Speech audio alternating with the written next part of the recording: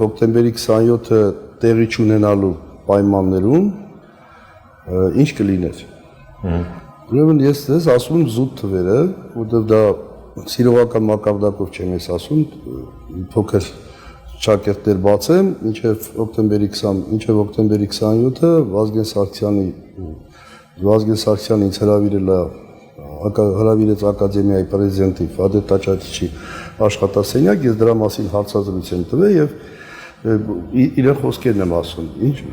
Կարեն Սերոպիչը ինձ ասել է դուք լավ էկոնոմիստ եք, լավ տնտեսագետ եք, ինչ խորհուրդ կտաք, պատասխանատվություն վերցնեք, թե չվերցնեք։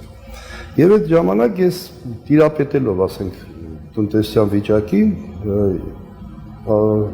իմ կարծիքը հայտնեցի, որ ավելի լավ է կատարել ինվենտարիզացիա,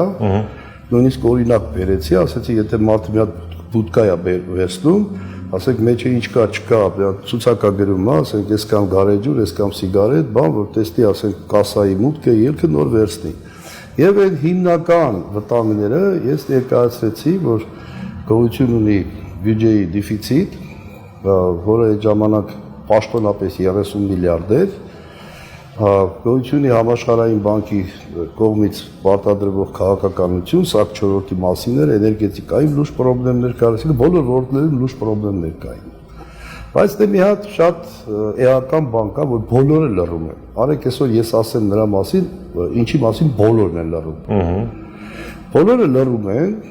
եթե նույնիսկ հատուկ են դրա մասին ասում են, օրինակ ասենք Վազգեն Սարգսյանը վարչապետ դառնալուց հետո հայտնաբերվեց, որ պաշտոնապես ասենք 30 միլիարդ է դեֆիցիտը, բայց իրականում 130 միլիարդ է։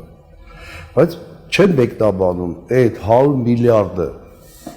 ինքը որպես փող Հայաստանի համար այդ ժամանակ լուրջ փող էր, բայց մեծ հաշվով այդպես փողեր չի, որ ասենք կոռուպցիոն սխեմաներով լվացվեց դուրս է եկել։ Ինչ կապ կարող է ունենալ հոկտեմբերի 27-ի հետ։ Եվ Վազգեն Սարգսյանի ասենք սեյֆում գտնվող փաստաթղթերը, որը պարզվեց, որ հենց ահաբեկչությունից վայրկյաններ հետո հատուկ գործողություններ կատարեցին, այդ սեյֆի թղթերը անհետացավ, չէ՞։ Ինչ կոռուպցիոն սխեմաներ էր բացահայտում եւ ինչ վտանգ կարար ներկայացնել այն խմբավորումների համար, որը մինչև հոկտեմբերի 27-ը առաջացել էին եւ հոկտեմբերի 27-ից եթե չլիներ, այդ հոկտեմբերի 27-ի արդյունքում ստեղծվեց ավելի կատարելագործված եւ համակարգվեց ու առաջացավ համակարգային կոռուպցիա։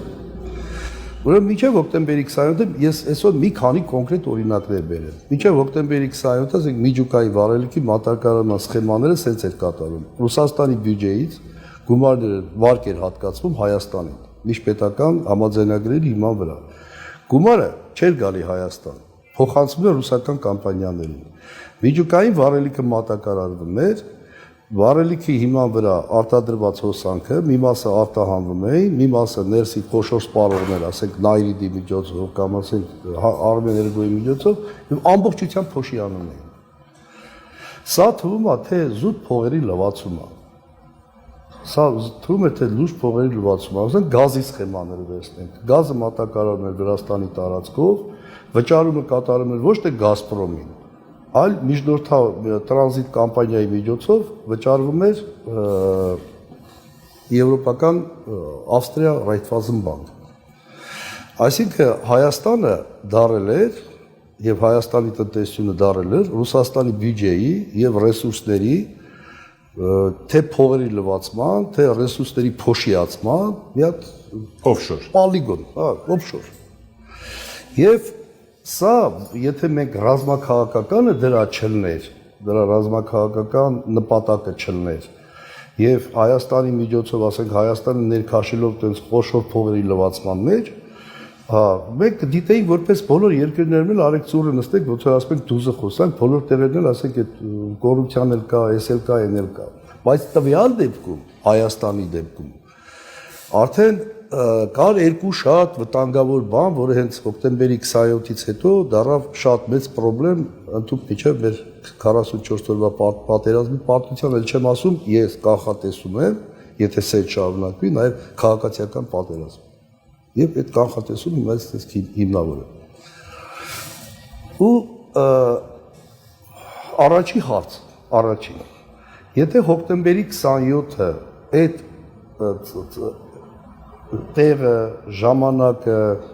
աշխարհակահական զարգացումների պահը, դաժան սպանության ձևերը, այդ ձևի չկազմակերպեն։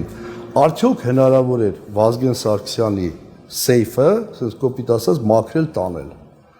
Եվ ի՞նչ է այդ սեյֆի պարունակությունը, որը մինչև հիմա բացահայտված չի։ Ինչ կապ ունի այսօրվա հետ։ Ես բառացիորեն ասում եմ այսօրվա հետ։ Անցնենք հոկտեմբերի 27-ից էլի կոնկրետ օրինակ բերեմ։ Սևան Հրազդան կասկադը փողերի լվացման ճանապարհով օտարվում է, փողերի լվացման ճանապարհով կառավարության որոշումով 2004 թվականին։ 2002 թվականին, 2004-ին ձևակերպվում է։ Դրանից հետո կասկադը վերավաճառվում է մի քանի 100 միլիոն դոլարով։ Դրանից հետո նորից վերավաճառվում է։ Այդ գումարները եվրոպական կոնկրետ երկրների միջոցով, ինչքան գիտեմ Սերբիայի, նորից վերադառնում է, ասենք, Ռուսաստան, Ռուսաստանի միջոցով Հայաստան, կոնկրետ խմբավորումների ֆինանսավորման համար։ Դուք պատկերացնում եք ավելին, հեղափոխությունից հետո պատերազմող երկրի ամենացածր սակագին ունեցող էլեկտրոէներգիայի արտադրության գծով ամենացածր սակագին ունեցող ձեռնարկությունը ինչ անում, սնկացվում է։ Պատերազմող երկրի ռազմավարական կարևորագույն օբյեկտը։ Եթե նայենք, ասենք, հանքահունքային ռեսուրսների առումով, չէ, ասենք, մենք ունենք, ինչքան հիշում եմ, 10 թվականից ունենք մենք օրենսգիրք, ընդերքի մասին օրենսգիրք, որ երկար չբացատրեն, այս 30 տարվա մեջ, ասենք, ինչ որ Հայաստանից դուրս է եկել, եթե այդ օրենքը պահպանվեր եւ պետությանը գործեր այդ օրենքը, մենք հիմա պետք է եսիմ հարյուրավոր տոննաներով ոսկի, արծաթ, ռեյնի, եսիմ ինչ ունենայինք պահուստավորված, որովհետև sense այդ օրենսգրքի, եթե օրենսգրքի համաձայն գործվի, այդ ընդերքը դա կազմակերպության սեփականությունը չի, դա ժողովրդի սեփականության եւ սահմանադրության։ Այդ կոնցենտրատի մեջ ընդունեք ոսկու տոկոսը, եթե 0.3%-ից ավել է, դա պետությանը հետ վերադարձնես։ Մի գրամ ոսկի, մի գրամ արծաթ, մի գրամ չգիտեմ ինչ վերադարձվելը չի վերադարձել։ Եվ սենց բազմաթիվ օրինակներ ես կարամ բերեմ։ Ուր է գնացել։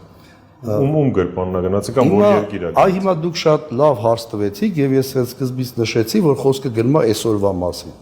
Այսօրվա մասին եւ փորձեմ ձեզ բացատրել։ Եվ ինչ է կատարվել։ Այդ արձանագրված էր Վազգեն Սարգսյանի սեյֆում։ Վազգեն Սարգսյանի սեյֆում, քանի որ Վազգեն Սարգսյանը ինչև այդ հանդիպել էր Ռուսաստանի վարչապետ Պուտինի հետ, ինչև այդ հանդիպել էր եւ անցած անգամ ձեր այդ հարցազրույցի ժամանակ ասացի, որ նույնիսկ ինքը դիկտատորի մեջ այդ ինտերվյուի ժամանակ, ասենք, բաներ կա, իմ կարծիքով չպետք է ասեր, որովհետեւ արդեն Ռուսաստանում շատ խոշոր հանցագործություններ կատարվել, դա Ռոխլինի սպանություններ, խոսքը գնում էր Ռուսաստանից 12 տրիլիոն դոլարի 12 արուժենի ուրանը մոտարապես 25000 մարտագլխիկների դեմոնտաժի, որը պետք է վաճառվեր Ամերիկային, Միացյալ Նահանգներին 11 միլիարդ դոլարով։ Եվ Ռոխլինը այդ բացահայտման հետ կապված լուրջ փաստեր էր հրապարակել ու շատ արագ վերացրեցին։ Եվ ինչև ես Ռոխլինի սպանության հիշատակում, որովհետև եթե նայենք Հայաստան միջուկային վառելիքի մատակարարման ֆինանսական սխեմաները, ոնց որ sense խնդիր էր դրված, Ռուսաստանը որպես գերտերություն, միջուկային գերտերություն, ինչ անը, սնկ որ յադերնի օբյեկտների ֆինանսական այդ հոսքերը ամբողջությամբ փոշիացնեն։ Եվ դրա շատ կարևոր բաներից մեկը, ուղղություններից մեկը Հայաստանն էր։ Եվ այն փաստերը, որ ես ներկայացրել եմ հոկտեմբերի 27-ի անջատված մասով եւ տևական ժամանակա մոտավորապես 4 ամիս է, կոնկրետ խոսքը գնում է աբեկչական գործողությունների եւ Պարագլուխ Նարի Հունանյանի ֆինանսավորման մասով։ Այս 4 ամիս է այդ բանը առերեսումը տեղի չունենում։ Ինչ ասես անում են։ Չգիտեմ, պարզում է ես Փաշինյանի եւ ընտանիքի թունավորման կանսպանության հետ եմ կապված, պարզում է, որ ես հակառուսական ուժերի ֆինանսավորման հետ եմ կապված, չգիտեմ ինչերի հետ եմ կապված։ Բայց ես հաստատապես ասում եմ եւ հաղորդում եմ որպես ներկայացնում հանցագործության մասին, որ քննչական կոմիտեի նախագահն Արտուր Պողոսյանը ինքը շահագրգռված չի, որպեսզի այդ առերեսումը տեղի ունենա եւ պատկերացնում եք այդ առերեսումը եթե տեղի ունենա կամ իմ ներկայացրած փաստերը եւ լրացուցիչ փաստերով կամ սուտ մատնությունը ես պետքա կալանավորվեմ կամ էլ թե չէ վերջապես այս 25 տարվա մեջ կպարզվի թե ֆինանսավորումը որտեղից է աբեկչական գործողությունների մասին եմ ասում եւ նաեւ պարագլխի եւ դրանով ամեն ինչ կպարզվի չէ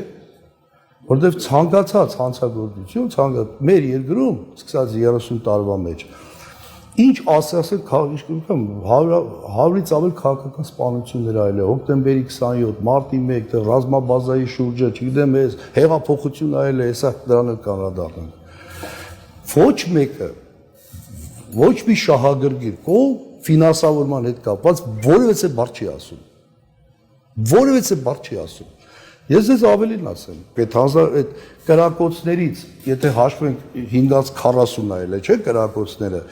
եւ հաշվենք քրեական գործի նյութերով երբ են սեյֆը բացել,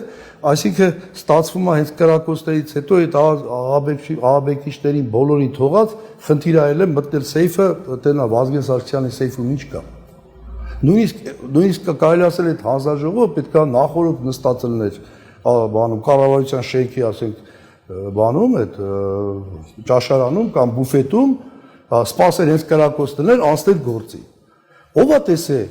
ահաբեկչություն է կատարվել վարչապետը սպանվել 8 հոգի ազգային ժողովի նախագահի տեղակալներ հանցագործների թողած սպանվածի սեյֆ էտան մտնեն տարեն եւ երկրորդ ամենակարևոր բանը